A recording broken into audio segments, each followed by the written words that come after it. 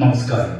കോഴിക്കോട് തലസ്ഥാനത്തെ outer ring road പദ്ധതിക്കായി സ്ഥലം വിട്ടുകൊടുക്കാത്ത കുടുംബങ്ങൾക്ക് നഷ്ടപരിഹാരം നൽകുന്നത് കാലതാമസം സംസ്ഥാന സർക്കാരിന്റെ വാഗ്ദാന ലംഘനമാണെന്ന് BJP സംസ്ഥാന അധ്യക്ഷൻ കെ സുരേന്ദ്രൻ.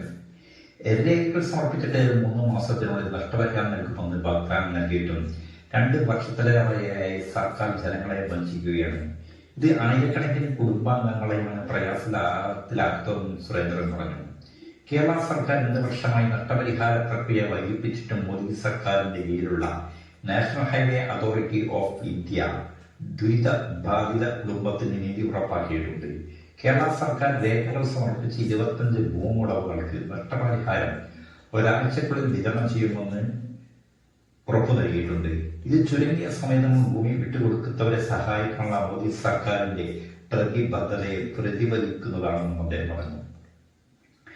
കേരള സർക്കാർ 2 വർഷമെടുത്ത് പൂർത്തിയാക്കിയ 2 പേപ്പർ വർക്കുകളും മോദി സർക്കാർ വെറും ഒരാഴ്ചക്കുള്ളിൽ പൂർത്തിയാക്കിയിരിക്കുകയാണ്.